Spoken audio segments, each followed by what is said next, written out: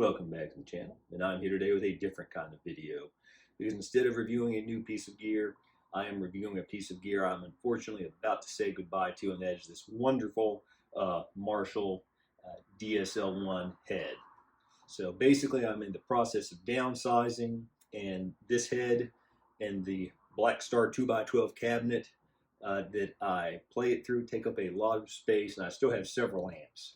So unfortunately, something must go, and despite the fact that I love this combination of cab and head, space is dictating that this will be it. So tomorrow I will be trading it in for something. There's actually another part of the reason why I'm making this decision, and there'll be a future video on the channel, but a amp in a box, so to speak. But speaking about the DSL1, I've had it for probably 3 or 4 years. I've recorded with it. A lot of my song Unspeakable from my last album, as I'm recording this last year, was recorded with this. A lot of stuff. I just love playing it. It is a great Marshall sound and an affordable price. It is now retailing at $350, which is a great deal for a tube amp. It has 2 ECC83 preamp tubes, 1 ECC82 power amp tube, 1 watt head. It's $350 now. It was $550 full retail when I bought it 3 or 4 years ago, and I got it on sale around Christmas time. But that kind of speaks to the market for these, because frankly, unless you're playing them live, amp sims and amp in a box pedals and things of that nature are so good now. It kind of, I don't want to say makes obsolete, because there'll always be a place for these, but when you already have 4 or 5 amps, it makes it easier to get rid of one. So, but I want to give this amp its due before it leaves, because frankly, I would not be getting rid of it if not for the space concerns. I've also sold 3 guitars this week with 2 more on consignment, so the space crunch is real for me at the moment. But talking about this great head, it has 2 channels, classic gain, which is still pretty high gain. It does have some good clean sounds in it, and ultra gain, foot switchable, can be noisy, and it has a, I think they call it soft tube. You can direct in to a recording device, and it emulates a 1960 Marshall cab. So I'm going to do a Strat, a Tele, and a humbucker guitar, and pay respect to this great amp before it goes out my door. Okay, let's get some sounds of this Tele with a Seymour Duncan hot lead bridge pickup and a vintage stack neck pickup. This is the bridge. Volume on the amp is on 4, treble 7, mid 6, bass 4.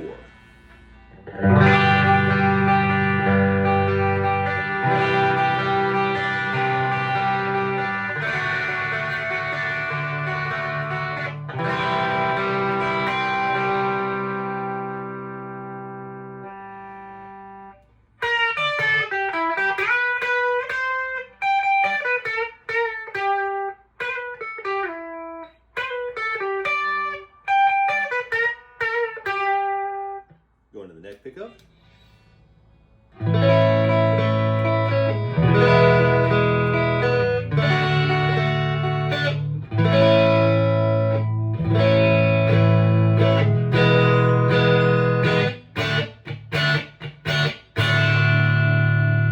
Really good cleans. Now the middle position.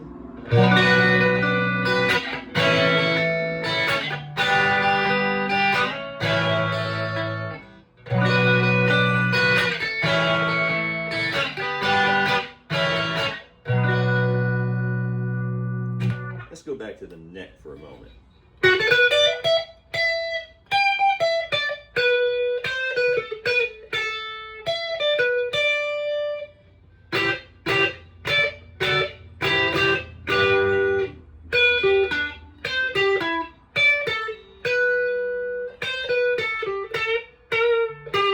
Okay, we're on the ultra gain channel using the foot switch.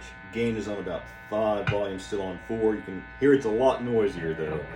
Again, this is the room mic. Back to the bridge pickup.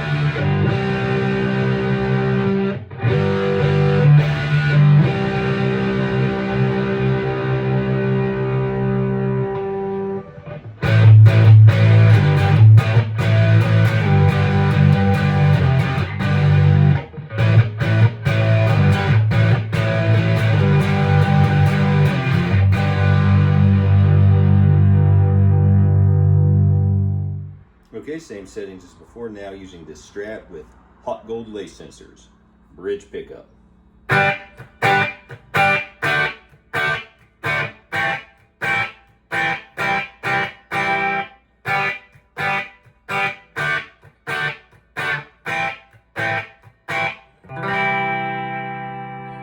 With this one, we're going to turn up just a little bit, about 4.5 there.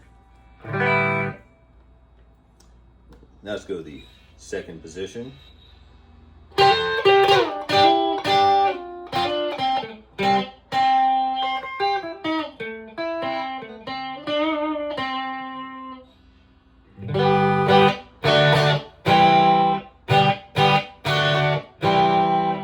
Middle.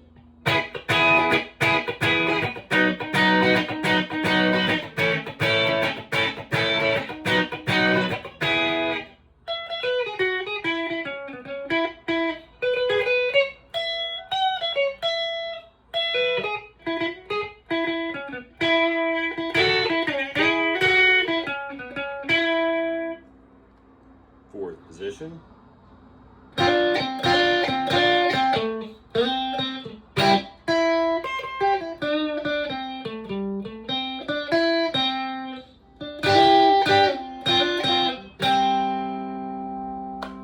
And the neck.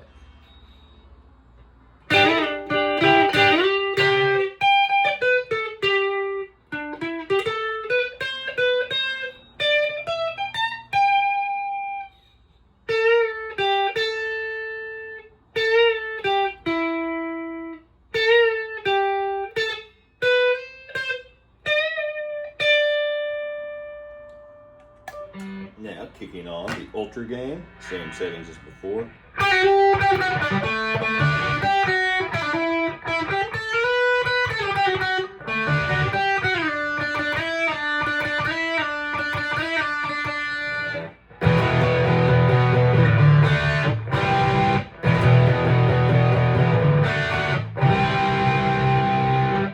Second position.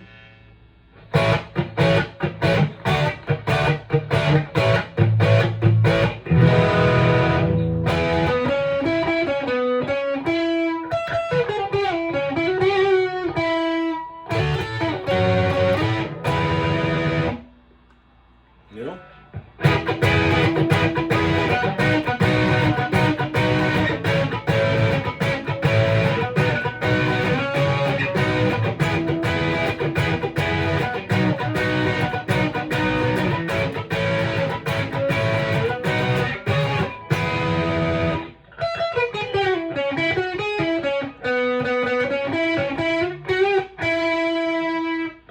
Fourth.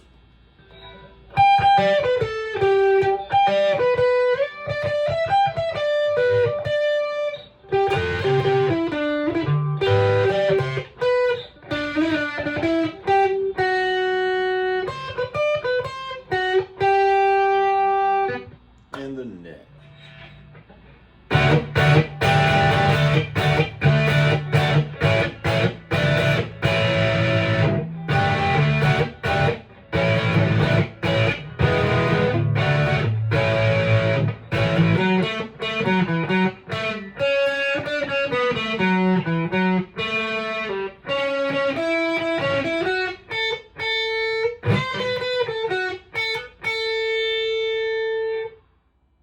Okay, on the Classic Gain channel, bridge humbucker, setting on the amp are the same.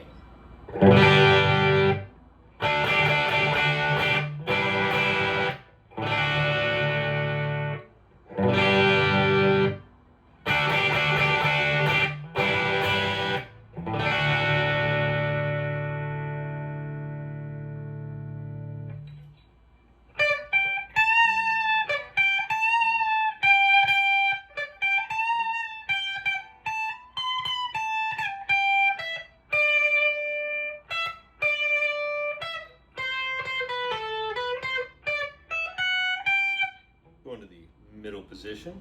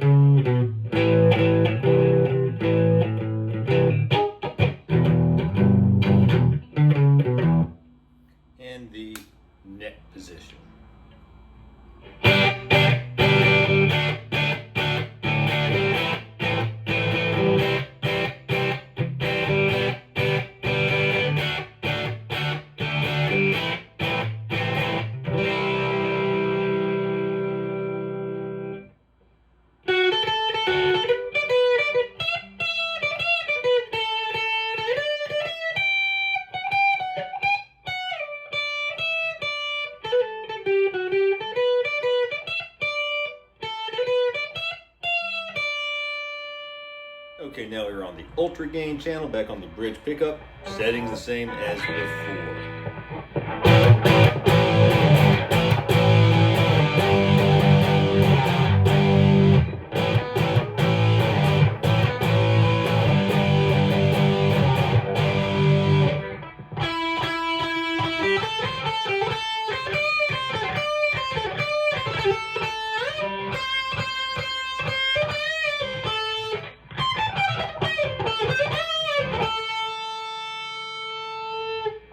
Okay, middle position.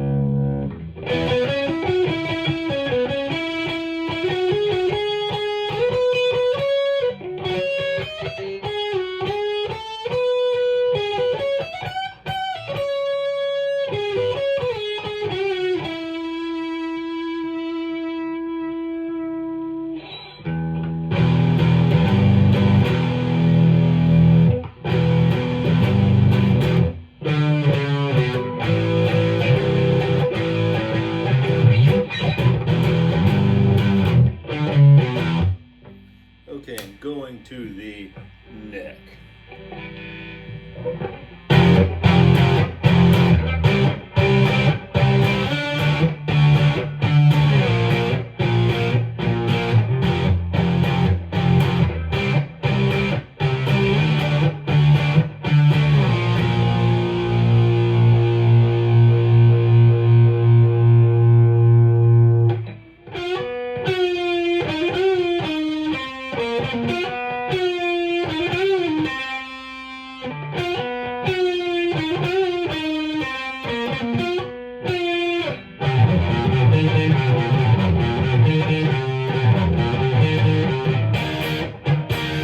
There you have it. That is the Marshall DSL1 head through the Black Star 2x12 cab. Thought it sounded great. Traditional Marshall sounds. That was actually in the low power mode. So even though it's such a small wattage amp, it will definitely be more than loud enough for a small venue or a home setting. I mean, I could never crank it here all the way up. It would be way too loud through the 2x12 cab. So if you're looking for a traditional Marshall sound, $350, it is fantastic.